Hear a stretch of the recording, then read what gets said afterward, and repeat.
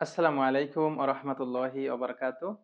সম্মানিত ভাই ও বোনেরা, আশা করছি আপনারা সবাই ভালো আছেন। আলহামদুলিল্লাহ আমিও ভালো আছি। সমস্ত প্রশংসা সেই আল্লাহর জন্যে যিনি আমাদেরকে হাতে কলমে শিখব কোরআনের আজকে তাজবিদ পর্বের ১ম ক্লাস আমরা করতে যাচ্ছি। এতদূর পর্যন্ত আমাদেরকে আল্লাহ সুবহানাহু ওয়া তাআলা এনেছেন। এজন্যই আল্লাহর শুকরিয়া। আসুন আমরা আজ থেকে গুরুত্বপূর্ণ ক্লাস তাজবিদ পর্বের এই ক্লাসগুলো ধারাবাহিক করব ইনশাআল্লাহ।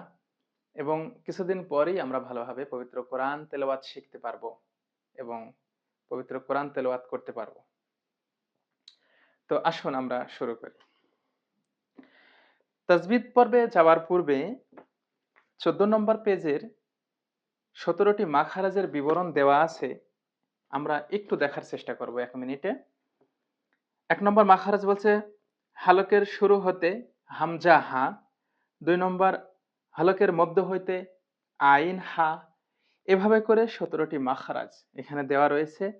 যেহেতু পূর্বে আমরা প্রত্যেকটা অক্ষরের উচ্চারণ শিখেছি, তাই আমি এখানে এই মাখারাজগুলোর এই বিবরণীটা আমি আর সম্পূর্ণ পড়ছি না, যেহেতু তাজবিদের পর্ব আমরা শুরু করব এখনই।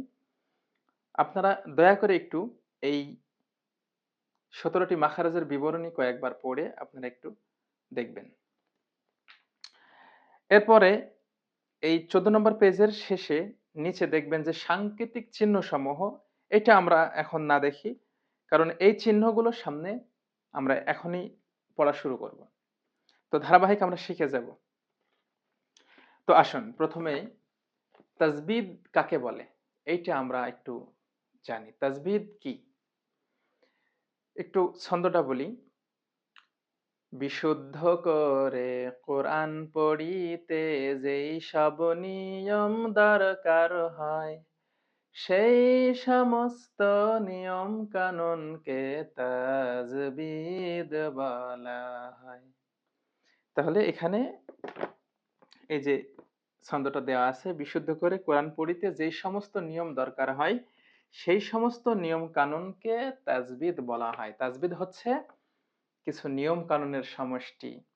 গুন্নার নিয়ম কেমন, ইকলাব, ইজহার, ইদগাম, ইখফা, এরপর নুন সাকিনের, মিম সাকিনের, এরপরে মাদের হরুফ, কোন মাদের কয় আলিফ টান, বিস্তারিত দম ফেলিবার জায়গা সমূহ এবং আরদি সাকিন, তারপরে আলিফ জাইদা, অনেক নিয়ম কানুন আছে।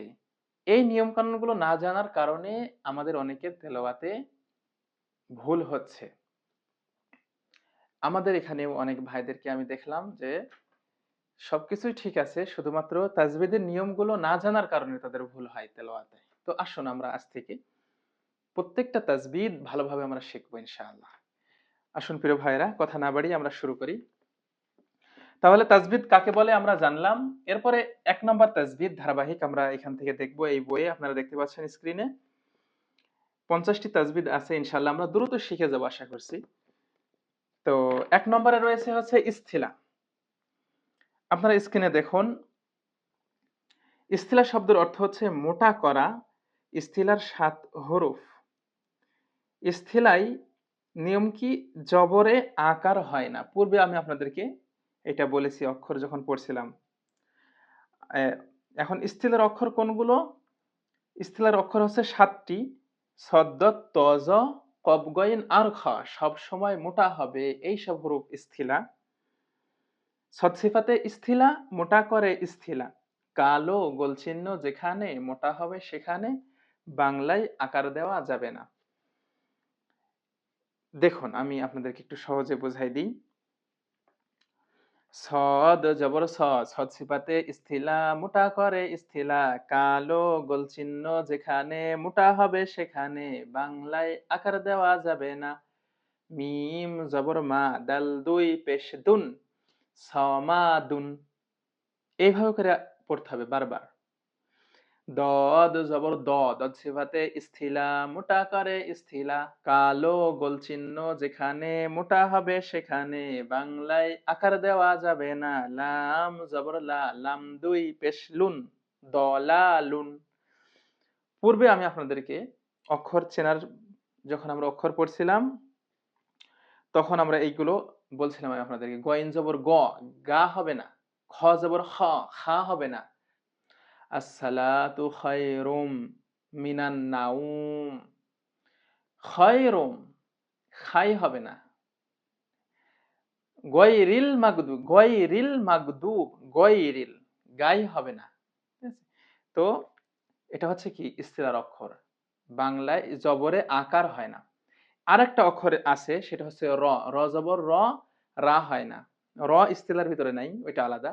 তো এটাও আমরা জেনে রাখি যে র জবর র হয়, রা হয় না। ঠিক আছে? বিসমিল্লাহির রহমানির রহিম, রহিম, রাহিম হবে না। ঠিক আছে? তাহলে ইস্তিলাহ শব্দের অর্থ মোটা করা।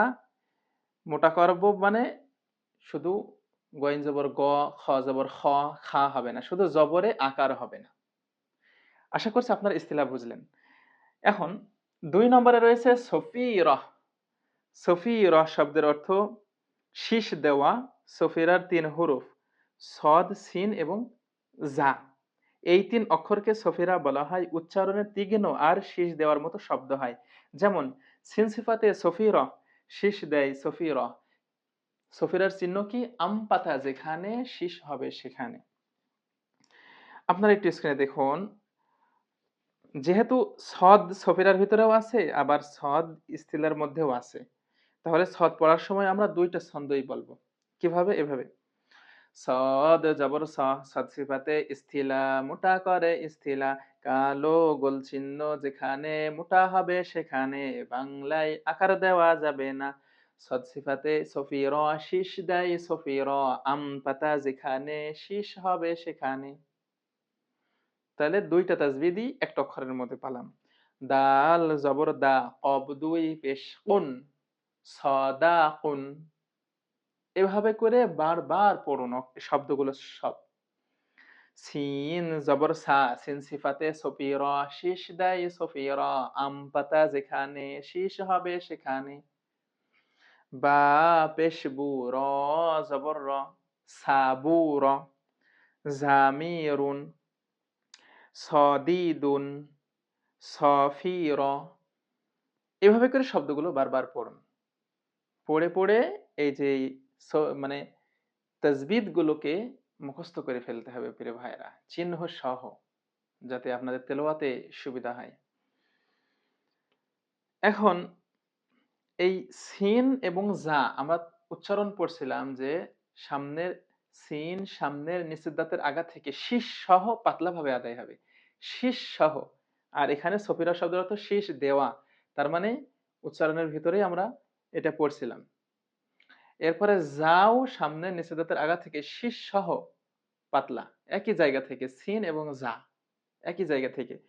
কিন্তু সদ সামনের নিচের দাঁতের আগা থেকে শীষ সহ মোটা স। ঠিক আছে? আশা করছি সফিরা আপনারা বুঝলেন। প্রিয় ভাইরা, আমি চাই যে যত দ্রুত শেষ করা যায়। এখন শেষে আমরা দেখব, আজকের শেষে কলকলা। কলকলা ৩ নম্বর তাজবিদ। শব্দের অর্থ হচ্ছে প্রতিধ্বনি সৃষ্টি করা। কলকলার ৫ হরফ। বা, ত, কব, দাল আর যদি জিম হয়, উহার উপর সুকুন থাকলে কলকলায়ে পড়তে হয়। উহার উপর মানে এই বা, ত, কব, দাল আর জিম, এই কয়টা অক্ষর, ৫টা অক্ষরের উপরে যদি সাকিন থাকে তাহলে কলকলায়ে পড়তে হয়। কিভাবে? আমরা দেখছি, বা সাকিনে কলকলা, প্রতিধ্বনি সৃষ্টি করে কলকলা, শাপলা ফুল যেখানে, কলকলা করতে হবে সেখানে। তাহলে কলকলার চিহ্ন হচ্ছে শাপলা ফুল। কিভাবে কলকলা করতে হয়? প্রতিধ্বনি সৃষ্টি করা। দেখুন কিভাবে হয়। হামজা জবর আ, আ লাগবে বার সাথে, আব। আ লাগবে বার সাথে, আব। এভাবে একটু প্রতিধ্বনি। এটা হচ্ছে কলকলা। কিভাবে? বা সাকিনে কলকলা, প্রতিধ্বনি সৃষ্টি করে কলকলা, শাপলা ফুল যেখানে, কলকলা করতে হবে সেখানে। এভাবে করে বারবার পড়ুন। ক্লাস 5 এ আমি যখন প্রথম পড়ছি তখন বারবার পড়ে পড়ে সব মুখস্থ করছি আমরা। হামজা জবর আ, আ লাগবে তর সাথে, আত্ত। ত সাকিনে কলকলা, প্রতিধ্বনি সৃষ্টি করে কলকলা, শাপলা ফুল যেখানে, কলকলা করতে হবে সেখানে। হামজা জবর আ লাগবে কফের সাথে আক, কফ সাকিনে কলকলা প্রতিধ্বনি সৃষ্টি করে কলকলা, শাপলা ফুল যেখানে কলকলা করতে হবে সেখানে। এইভাবে করে আদ, আজ, জিম সাকিনে কলকলা, আবদুন, আত আমা, আজরুন, এইভাবে করে আমাদেরকে চর্চা করতে হবে, বারবার পড়তে হবে, ছন্দগুলো পড়ে পড়ে মুখস্থ করে ফেলতে হবে। প্রিয় বন্ধুগণ, আমরা আজকে ৩টা তাজবিদ শিখেছি, ইস্তিলা, সফিরা, কলকলা। আশা করছি এই ৩টা তাজবিদ আপনারা ভালোভাবে বুঝতে পেরেছেন। প্রিয় বন্ধুরা, সকলে ভালো থাকবেন। এভাবে করে সামনে ধারাবাহিক তাজবিদ পর্বগুলো আসবে ইনশাআল্লাহ। প্রিয় ভাইরা, চেষ্টা করুন, ভালোভাবে শিখতে পারবেন আশা করছি। প্রশ্ন করুন হোয়াটসঅ্যাপ চ্যানেলে, ইনশাআল্লাহ আপনারা সেখান থেকে উত্তর পাবেন। জাযাকুমুল্লাহ খাইর। সকলে ভালো থাকবেন, সুস্থ থাকবেন। দেখা হবে পরবর্তী ক্লাসে।